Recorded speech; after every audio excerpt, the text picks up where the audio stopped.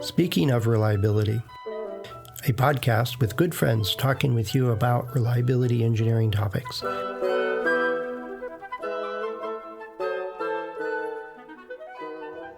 Welcome to Speaking of Reliability. This is Fred Schenkelberg. And my name is Philip Sage, and the views I express are those of my own, not of Baker Hughes or Bentley Nevada or ARMS Reliability.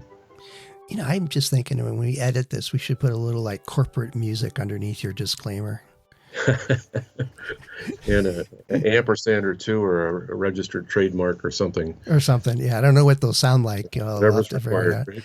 Oh, did you see, this is completely off topic from what we had planned to talk about, but did you see the articles a couple months ago that the physicists or astrophysicists have figured out how to hear the universe? They're point something at, and I didn't read into it, but the sounds coming off of like the Milky Way or a black hole or whatever is being shifted from some spectrum that they're analyzing, and that it has a time variant to it. And so they transpose it into the audio realm, and the sound is amazing. You can tell the difference between a pulsar and a black hole or a sun or, you know, all kinds of different things.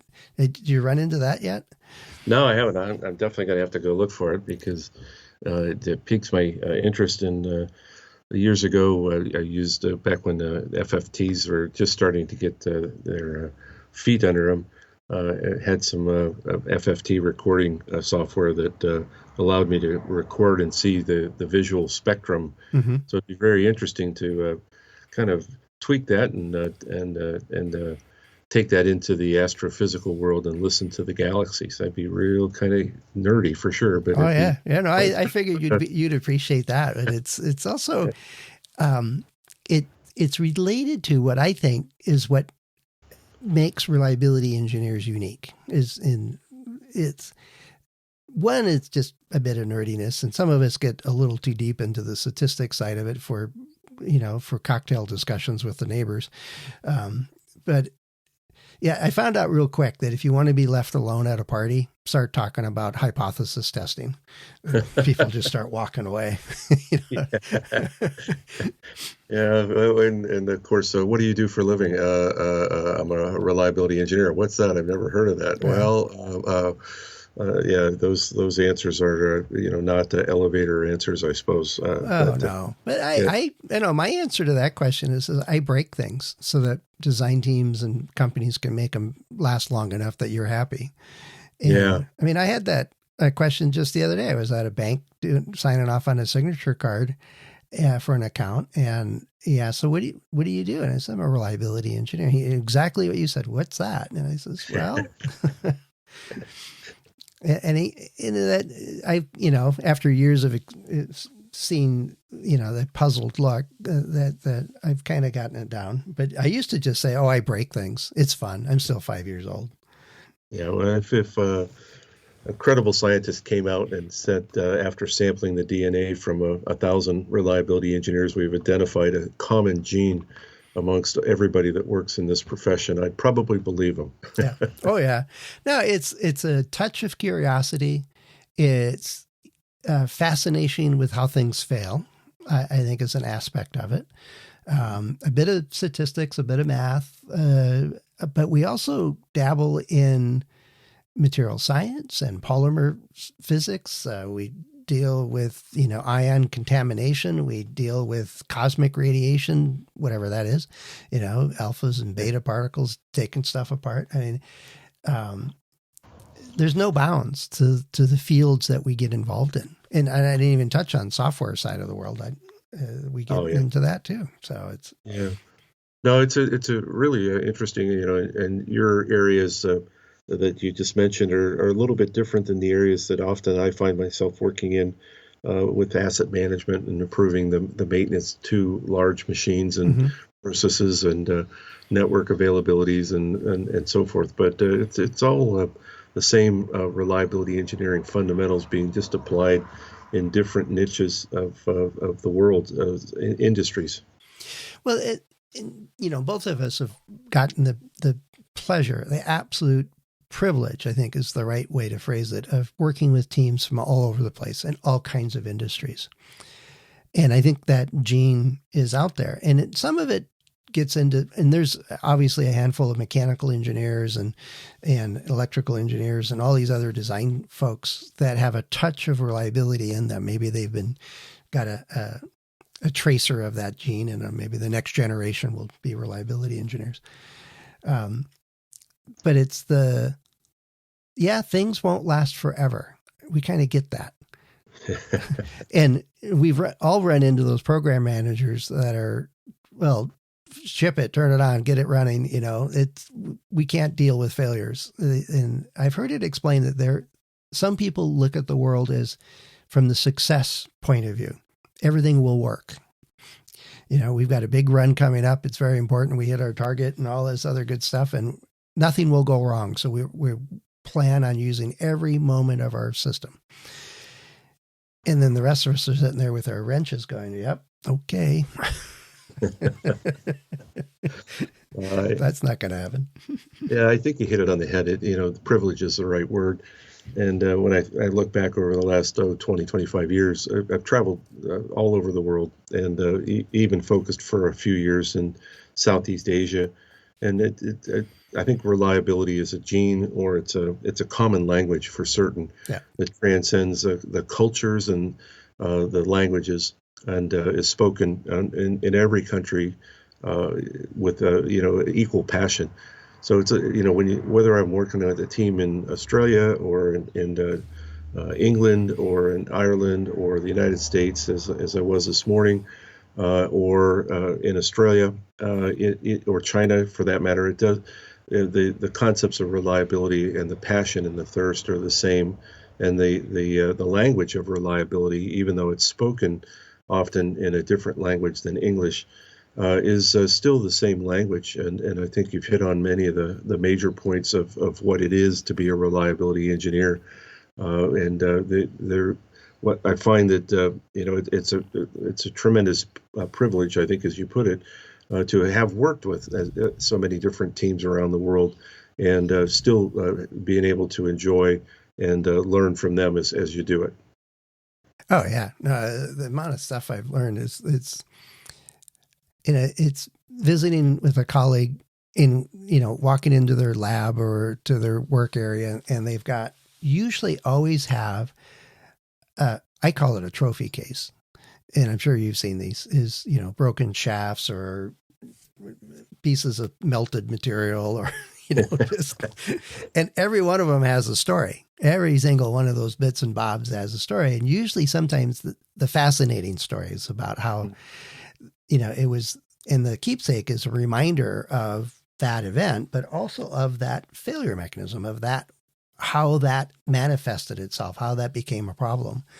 And as some of it's a cautionary tale to others to say, hey, we learned something, let's not forget it. And other times it's just a catalog of the range of things that we can be involved in. Yeah.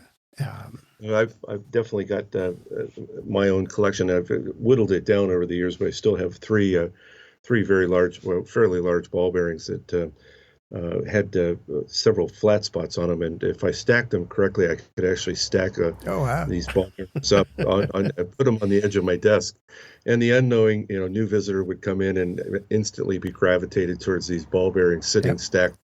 And eventually they just couldn't rule out the temptation. They'd touch it, and of course the ball bearings would go everywhere. Yeah. And you have a great discussion about flat spots and laughing. What are you doing touching my ball bearings? But we've all we've seen far too many blasted, burnt, blown up bits and pieces, worn out, cracked things, and that's just the real life that we work in from time to time. I think. Understanding that those types of failures occur and is part of the passion that drives us forward, because it's always something different, and that's the unique thing. Yeah, it's different, but there seem to be patterns, and I think folks in reliability engineering start picking up on that. One of my very early projects as a consultant was with a hot tub company, and they made the standalone hot tubs that you stick on your balcony or back deck or backyard or whatever. You didn't have to build it in. It wasn't like building in a swimming pool. It was basically a big box with tubing underneath the skin. With the siding on these things, and at first I thought I was going to be, looking at the heating element or the pumps as figuring those would probably, and they said, no, we got those wired. We got those done. We know what we're doing there. But the siding on the outside of this thing that covers all the guts of this thing keeps falling off. It's not a good look. And they were using extruded polymer, right? They're using some kind of polypropylene or something like that, and they extruded it. And I happened to have worked for 8 years, I think it was, in a polymer plant. I was extruding cables essentially, but we also worked with all kinds of other polymers in the other divisions. And so I became pretty familiar with how polymers work. And when you extrude it, it kind of lines everything up. The stars are aligned just right so that when you heat or cool a thing, it'll move quite a bit. It'll expand and contract in that direction of the extrusion. And so these things were, 2 feet high, less than a meter high, these extruded planks basically. And they were stapling them to the frame. And they said they tried nails, they tried screws, and now they're using staples. And I said, and they're still falling off, right? Oh yeah. I said, have you figured out how much these things move? Because the bottom's in the ground or on a concrete base of something, right? So it's not moving. Yep. So the other end of it's going to take all this motion. And so they did a couple quick calculations, knowing what they could look it up from their vendor, what the expansion coefficient was. And they said, and I asked them, so I suspect these occur in high deserts more often, like Flagstaff or Phoenix or places like that in Denver. And he goes, how'd you know that? They have bigger swings of temperature than anybody else. Yeah. And it was moving like 3/4 of an inch. And it was no wonder that they were ripping these fasteners off. And so I having been a woodworker almost all my life and making furniture and, things like that, as a hobby, I said, why don't you put a slot there so that, or a clamp that allows it to move, but holds it in its place, but allows it to move in the vertical direction. And they looked at me like, are you a mechanical engineer? I goes, no, I do woodworking.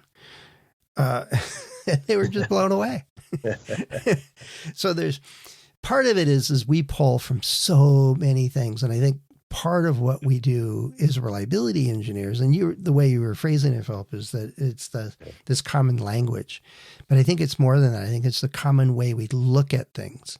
So that if I see a failure because of this coefficient of expansion problem, I can look at how other industries, completely different materials, solve a very similar problem and go, why don't you look at it this way?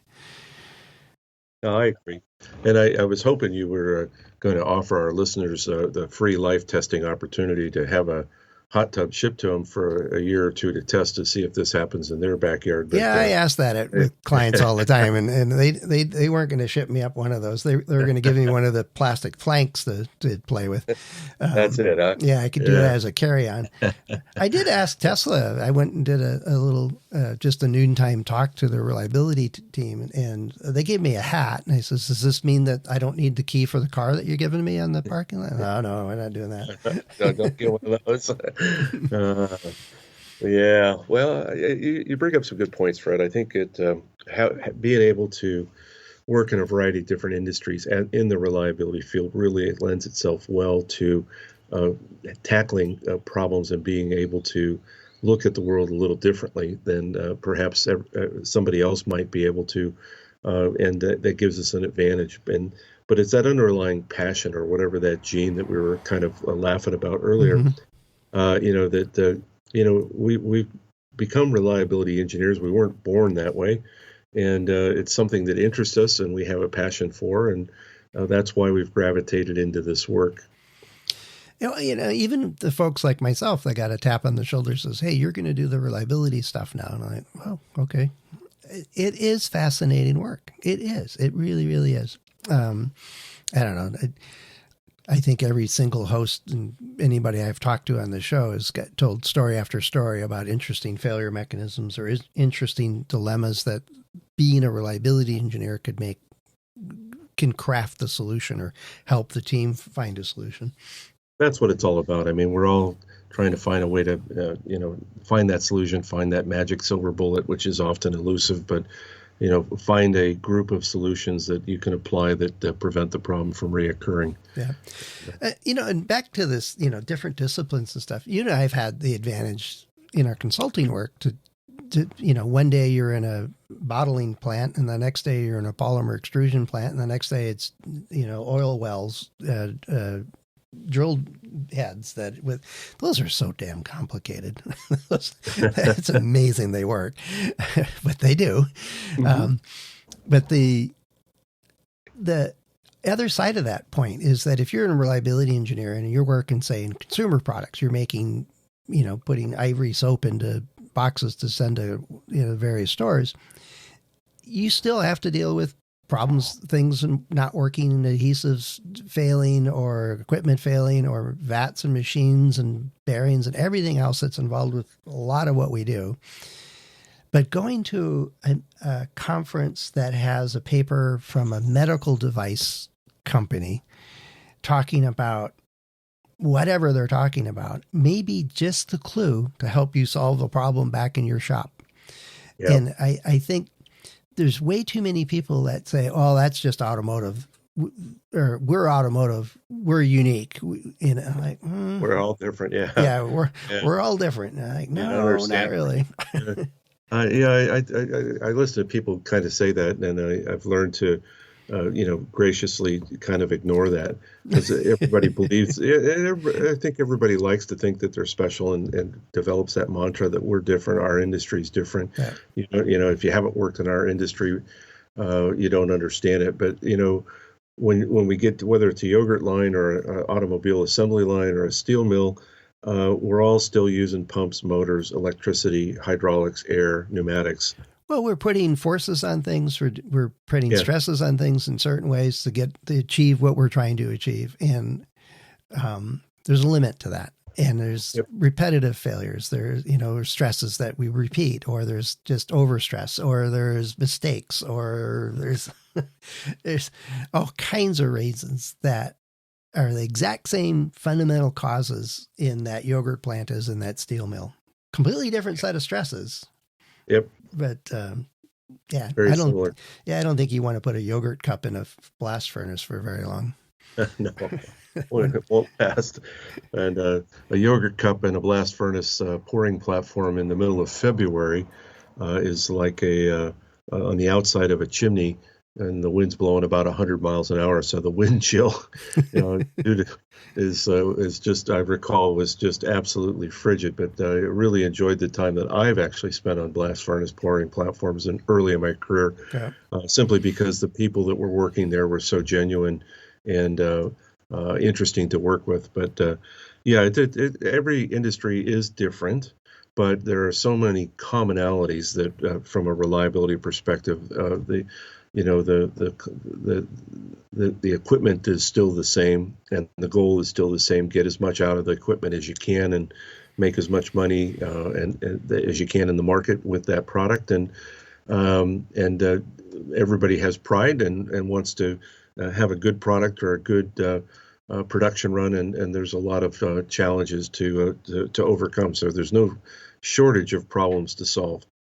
Yeah, no, there's no doubt about that. And so, yeah, I keep thinking of this gene thing, is there's a handful of characteristics, and I only mentioned a couple of them. I think it was the, curiosity, fascination with things that fail, a little bit of statistics. What else would you add to that list?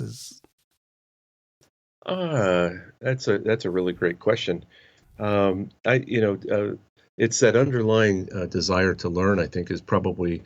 I put that in the hallmark of a really good reliability engineer. I found a few of them that aren't interested in learning. They just do what they're told and just do what they did yesterday. And they're not happy in their job. But I think wanting to learn, taking that curiosity to the next level and dig a bit and understand it and scratch the surface and figure out what's going on.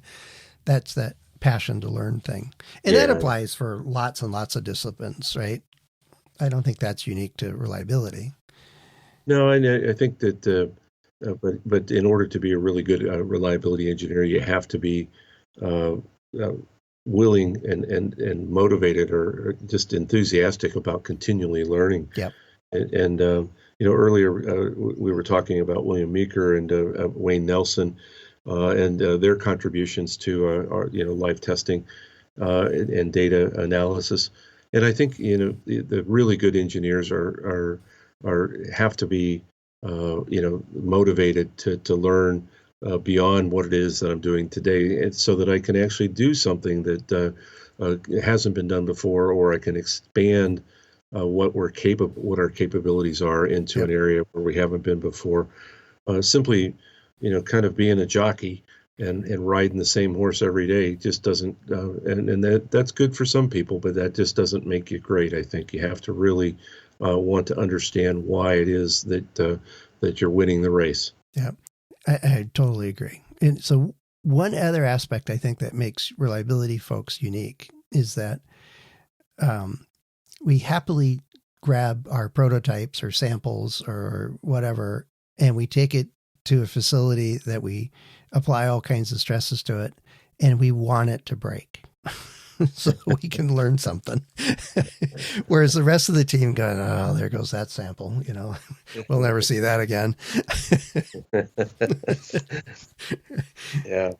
In the asset management world, you really don't have samples that you can go break. Sometimes in the mining business, a new haul truck is over $1 million probably. Yeah. But if you're on the team that's designing that thing, right, or you're on the team trying to figure out why these bolts are failing, you might end up going off to figure this stuff out. Yeah, you might not do it on the whole transmission all at once, but I get that.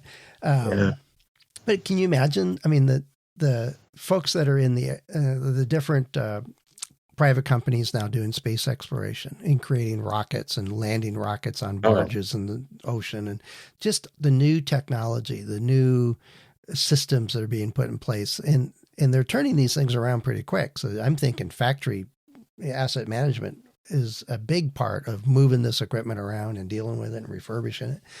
And it's all new. I was teaching a class to a team that was doing a piece of medical device equipment that did radiation therapy, very specific. They could get like a centimeter square or cube with radiation and not really do damage to anything else. It was amazing equipment. And I was giving them a hard time about some of the statistics and the math and going, okay, you guys are smart. You can figure this out. And then one of the guys sat back and said, give me a break. We're trying to cure cancer here. You got a good point there, but let's make it actually work. So you can do it more than one patient per year kind of thing. Yeah. And so we got to a compromise on that. Well, there's always challenges, and every team is different, and every situation that I've ever met a reliability engineer working in is different. So I think the overall thought is that we have to continually be willing to adapt, as well as another feature. And the curiosity that you mentioned is a key attribute for for a reliability engineer to truly be curious about whether it's failure or, on the other side of the coin, trying to prevent failure. Yep. And those are key attributes that really set the top reliability engineers apart from the rest of the field. Yeah. Well, until the DNA folks identify the reliability engineering, and that's going to be the gene that just lasts longer than anything else. It'll never have a problem. It'll be stable and just all that good stuff. So, but it's an interesting idea here. But anyway, if you're listening to this thinking we just completely went off the deep end here, hopefully there's a handful of things in there that reinforce so you don't feel alone. You are uniquely different than anybody else. That's true. That's fine. There's more of us out there, so that's all good. But if you got a thought or a question or an idea or something like that, or something you'd like to explore and have us talk about on the show, let us know. Head over to accendoreliability.com/go/SOR. I'm sorry, accendoreliability.com/go/SOR. And there are a couple ways to get in touch with us on that page. Philip and I and the other hosts of the show are available through LinkedIn and or through the About pages on the site. And we really do enjoy hearing from you, good, bad, or indifferent, and especially if you've got a question or an idea or topic for us. Really do appreciate that. And I think I mentioned it a few episodes ago, is that more and more of our shows are being seeded or created because of questions we're receiving. So I know that the pace of those questions has picked up, and so we certainly appreciate that. With that, Philip, I understand it's a Friday for you. It's Thursday for me. You're halfway around the world and heading into a springtime weekend. So enjoy that. Have a good time. Yep. Looking forward to it's supposed to rain here all weekend, but I won't let that dampen the weekend. So when you get to yours, have a safe and enjoyable weekend as well. All right. Thanks, Philip. Will do. And we'll talk to you again in the near future, I'm sure. All right. Thanks for listening to Speaking of Reliability. We invite you to join the conversation. If you have a question or a topic that you think we should discuss in a future show, please let us know. You can find a comment box below the episode show notes, or just leave a note as part of a review on iTunes.